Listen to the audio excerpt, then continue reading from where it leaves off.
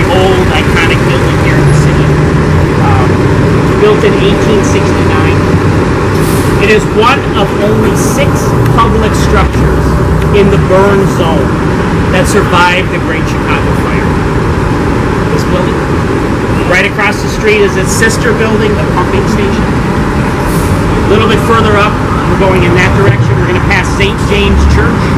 The exterior and the bell tower of that church survived the Great Chicago Fire. In the south loop is the oldest church that's still standing here in Chicago, St. Patrick's Church, built in 1856.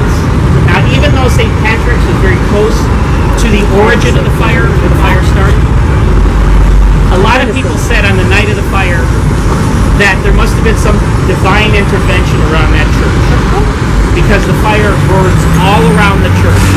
It doesn't touch the church directly, people can safe inside the church.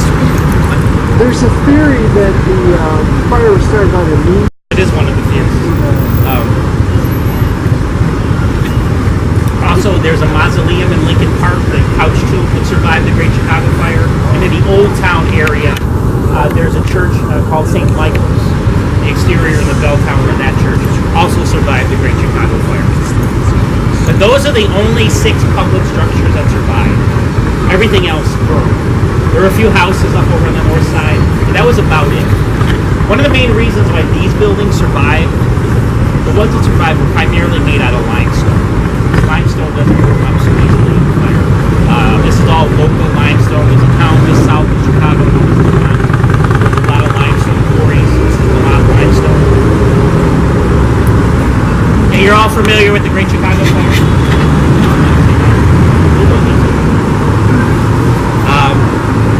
It starts on a Sunday night, October 8th, 1871.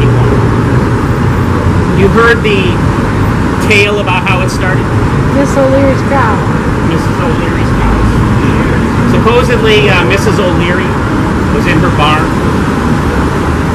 late at night, a lantern, milking her cow. That's what this one. Cow got up, she put the lantern down, cow got upset about something, kicks back and knocks over that lantern, which ignites the blaze. And that's the story I was told when I was a kid. That's the story pretty much everybody's told. But there were a lot of holes in that theory, even back then. Who milks their cows at night? Anybody familiar with dairy farming? No. It's Catherine O'Leary and her husband Patrick. They owned the dairy farm.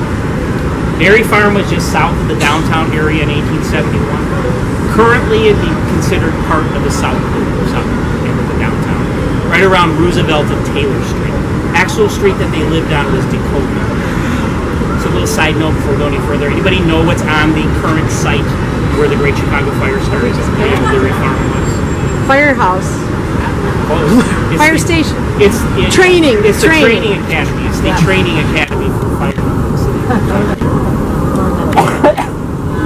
But anyways, like I said, her and her husband owned a dairy farm. The normal practice of dairy farmers is to go to bed really early.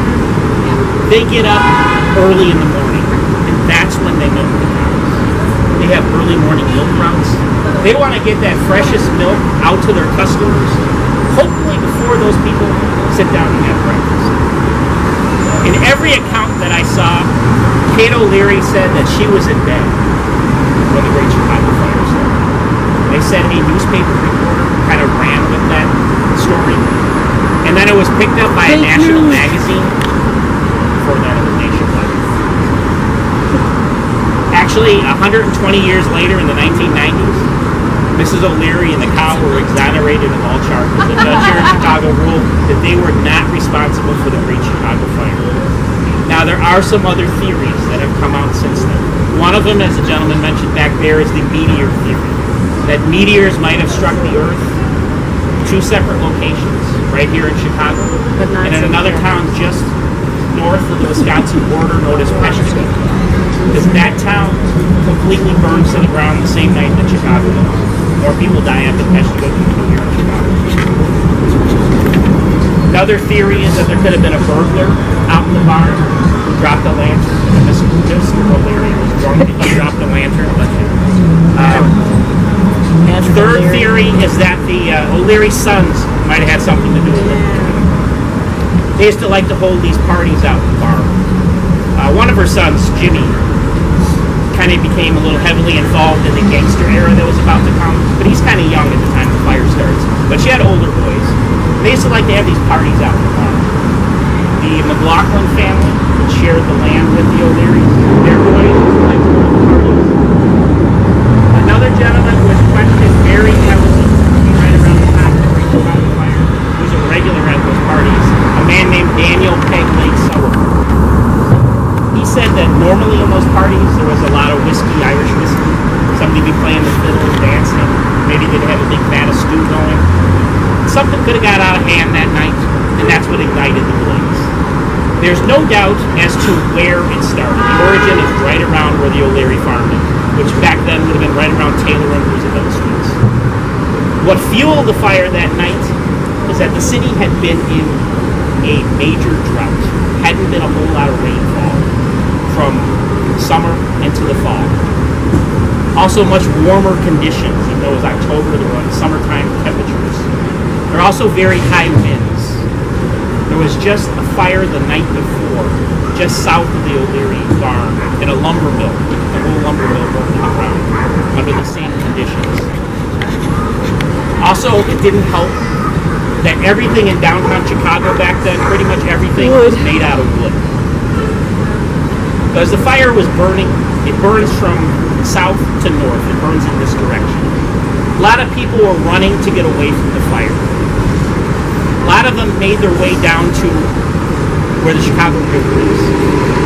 They thought they found safety when they got to the Chicago River. They figured the fire's not going to cross the water, not going to cross the river. So they jumped in the river. But what they didn't realize is that the river is highly toxic. When that fire hit the river, it actually ignited. And a lot of people died in the Chicago River. Now also, with the high winds, cinders from buildings on one side were blowing across the river, starting the buildings on the other side on fire. A lot of people's description of that night were that it looked like it was raining fire in the city. That's how bad it was. Again, as people were running in this direction, the fire burns in about a 4-mile radius from right around Roosevelt and Taylor Street, all the way up north through where current day Lincoln Park and the Lincoln Park Zoo is, to Fullerton Avenue. From the lakefront, which in 1871, these two buildings would have been on the lakefront, about a mile west of Halsted Street.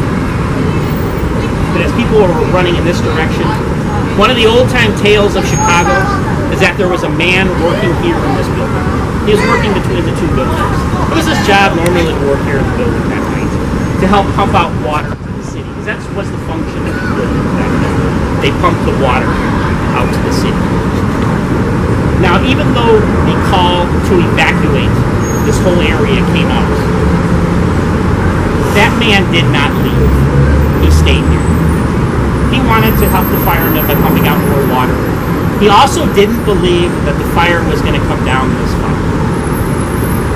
But they said, when he realized the fire was coming, he must have thought that there's a better way to die than in a fire. Because what he did is he took some rope, he went up to the top of the tower, and he hung himself up there. He's known as the hanging man of the water. And they say he could see on the building. This building is open during the day. Office inside. Some of the workers have reported some paranormal activity. I know Ursula, the owner of the tour company, did get in here a few years ago for a little investigation. She did get some weird-looking pictures. She also recorded in the EVP's electronic voice recording. She did get a few recordings. Through the years, people have claimed to see a man hanging in the building. Not so much of it like in other areas of the building. But now, a lot of the employees that work here, one constant that they all seem to report is that at the end of the day, when they're ready to go home, if they had any windows open, they shut the windows, they turn off all the lights. And as they're walking to their car, they'll either look back at the building, or if they happen to live close enough, and I guess at one point, one guy lived in the tower back there. He look back at the building, they would see either a light on or a window open. And somebody had to go back inside and turn off the light, close the window. The interesting thing about that is that it was the second Sunday night that I gave these tours back in October. When we're done here in this area, we'll head in that direction, go to our next stop. Right around the corner, there's another doorway just like this with the stairs. That night, there were two men standing in the doorway with keys opening the door. And all of us in the tour group heard them say, "There's a light on up here." And we looked up and in the lower tower, there was a light. So it does happen. I don't think I see people taking some pictures. If you do take pictures as paranormal investigators, we recommend to take at least 3 pictures. At least. Because of the bodies.